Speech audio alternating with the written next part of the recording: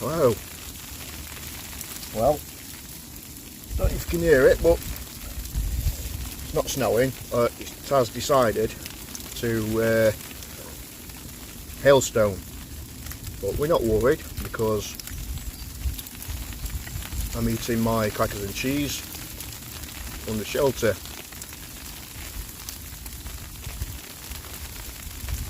You know, people say we're bonkers doing this stuff, but you know, there's nothing like eating in the outdoors. There's nothing like it. Obviously people call us crazy or call us what they want, but the factor is, you know, we do this for our health, especially if you've got mental health problems. So the people that criticise us or judge us in a way, you know, don't listen to them. Do what you need to do to sort your head out. This is mine. This is what I do. Go towards to chill, wild camping, bit of bush mixed in with bit of bushcraft, and that's what it's all about, guys. You know, I don't care if it's raining, snowing, hailstoning like it is now, but you know, I'm here for nature's medicine, rather than stuffing a load of pills down my neck. When I say pills, I mean medication, for whatever they say is wrong with you. But no, this is the real medicine right here. So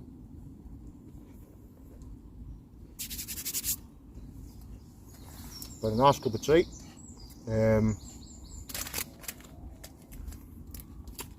Me being fat, I've tried not to eat all this because it is high calories, but so some crackers and cheese. These are really nice. They're really cheap though.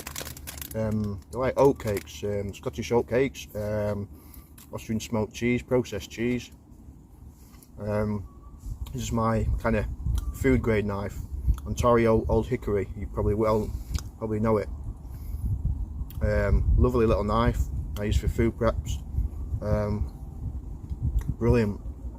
This is basically based off a larger model that Ontario did, and people were modding them so much that there was begging for ages for Ontario to make a smaller version, which saves the bushcrafters or knife modders making their own. And this is what they come up with. It's like a mini version of the larger version. I think the larger version had 7 or 8 inch blade. I can't remember. Which is really good.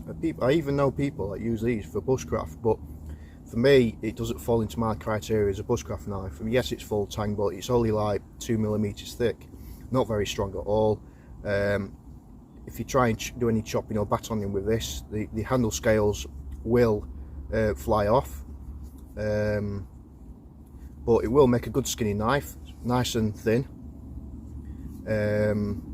and probably a good hunting knife, you know. But as far as wood processing, no, it's not what I'd choose for wood processing.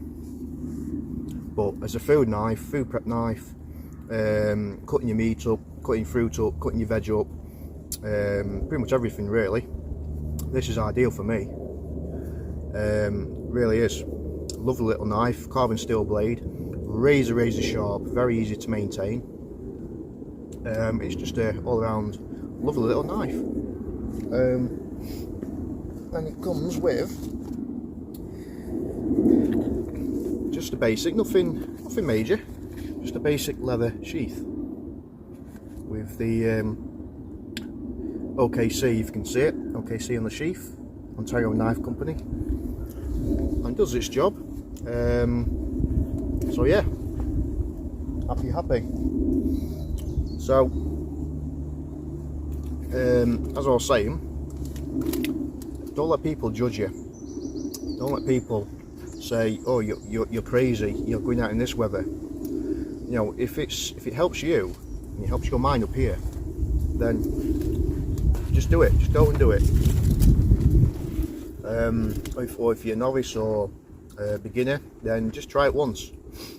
you know, it can't help, can't hurt to try it once. If you don't like it, then find another hobby to do. But you know, this isn't for everyone. But being outdoors for me, it really does help. It really helps me, and I know it helps a lot of good friends out as well. So by all means, just try it, go out. You don't even have to video it. You know, I'm just doing this for my channel. But yeah, yes, it's a cold day, but wrap up.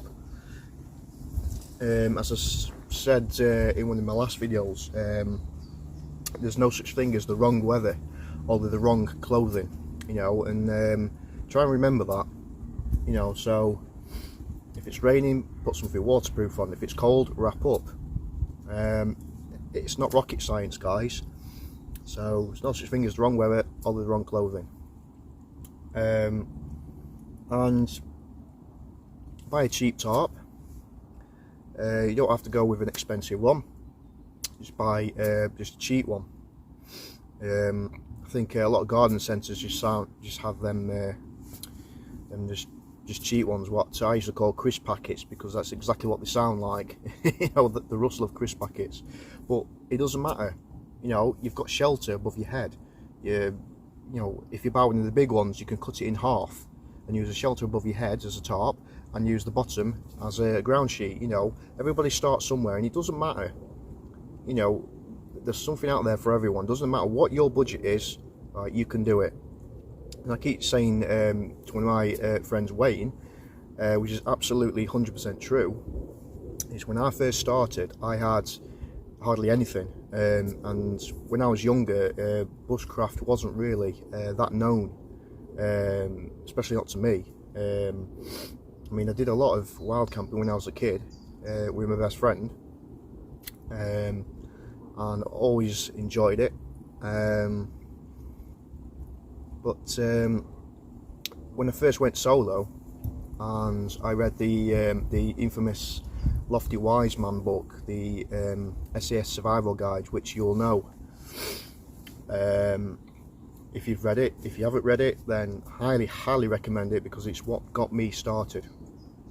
You know, the bushcraft and survival, and the wild camping, if you like, serious wild camping. And so before I got into the reading Ray Mears books, I read the SAS Survival Guide, which now comes in a little book and published by Colin Gem, not Collins, Colin Gem, I think. And Colin Gem books, they're really tiny, but they are absolutely packed full of useful information. And when they published the Lofty Wiseman book, it was awesome, absolutely awesome. So yeah, well, I could just hear voices in the distance. So yeah, just get out, do this, you don't even have to take anything to eat, just take a flask with you,